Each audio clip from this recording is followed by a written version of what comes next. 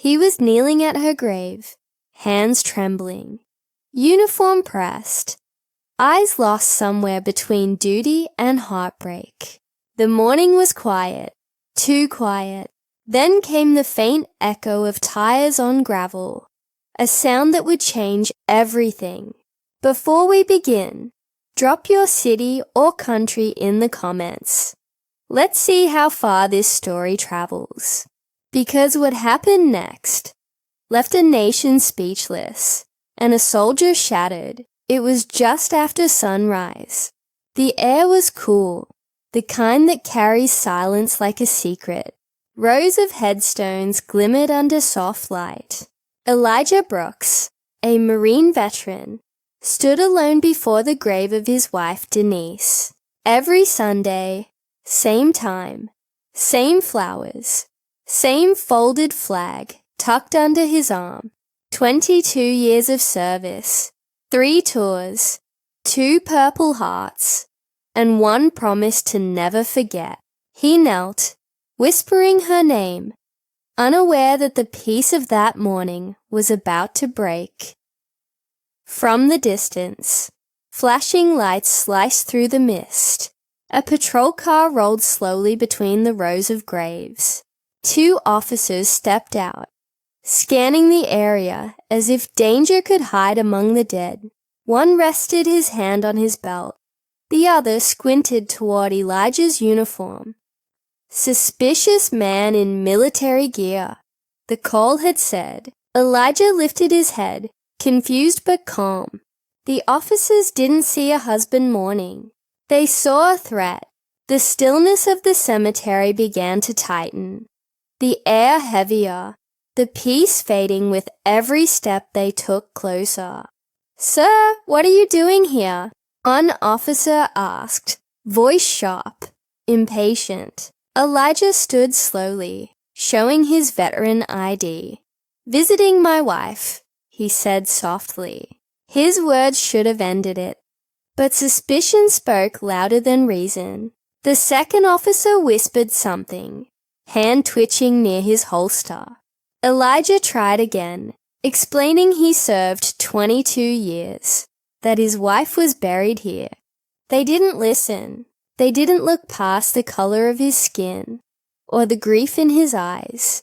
And in that silence, misunderstanding turned to danger. Without warning, the taser clicked.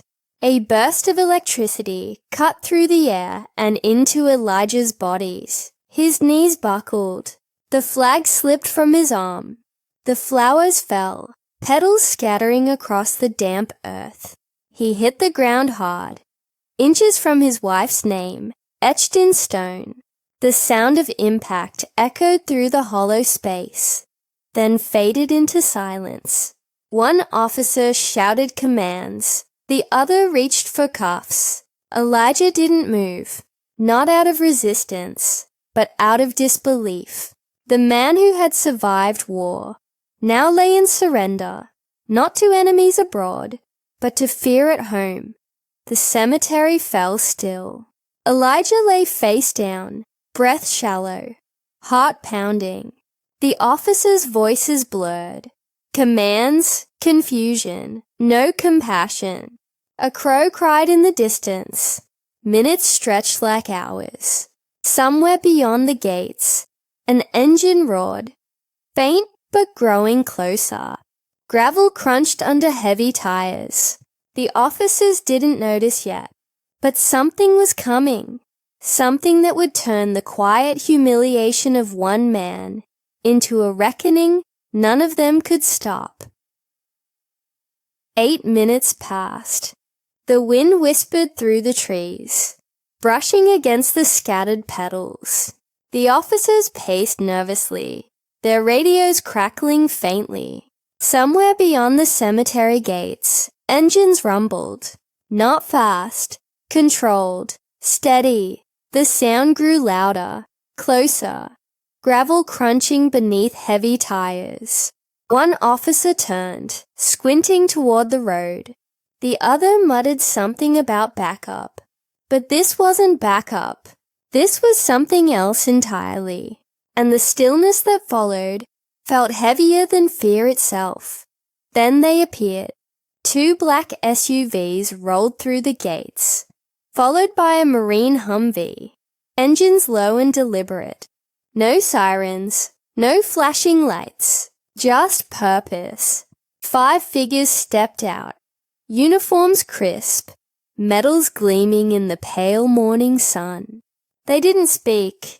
They didn't need to.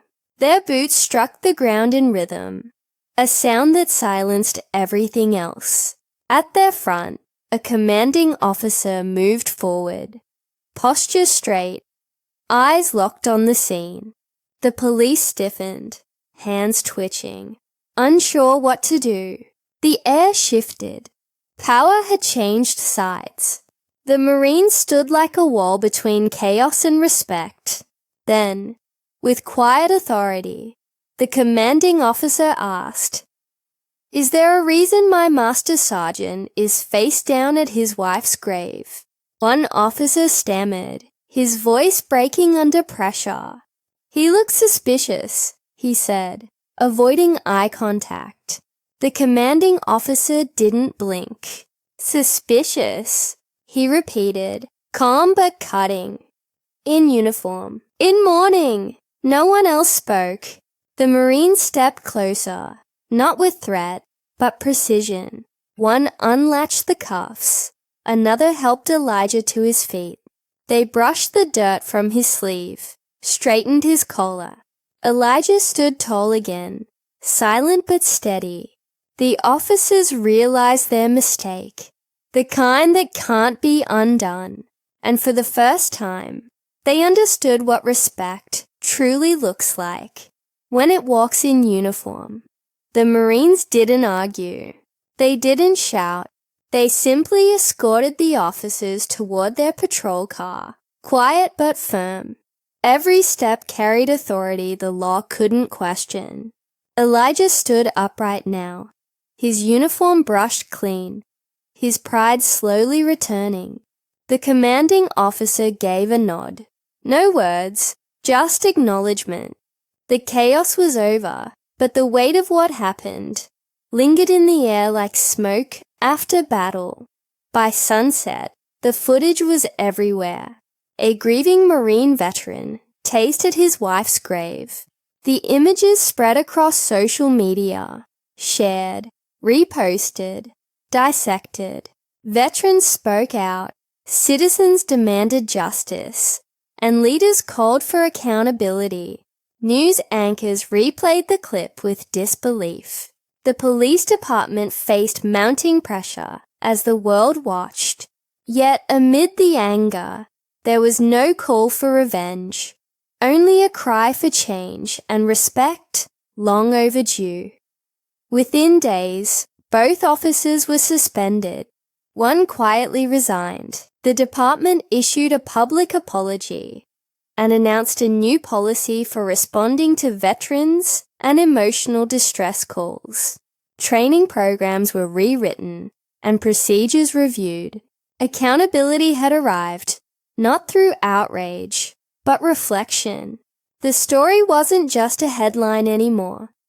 It became a turning point, a mirror held up to the nation, asking what dignity really means. The following Sunday, Elijah returned to the cemetery.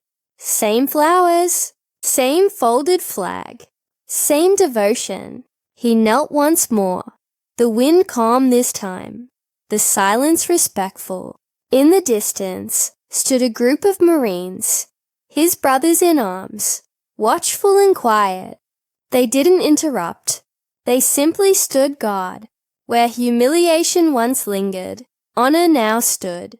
And in that stillness, peace finally felt possible again. This wasn't just about a taser or 2 officers.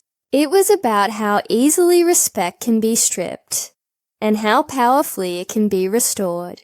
If a man can serve for decades, why must he fight to mourn in peace? How many times must worth be proven before humanity is accepted? Elijah's story isn't just tragedy. It's testimony. A reminder that dignity should never depend on perception. If this story moved you, share it. Not for views, but for awareness. Let it start a conversation about respect, service, and equality. Drop your thoughts in the comments.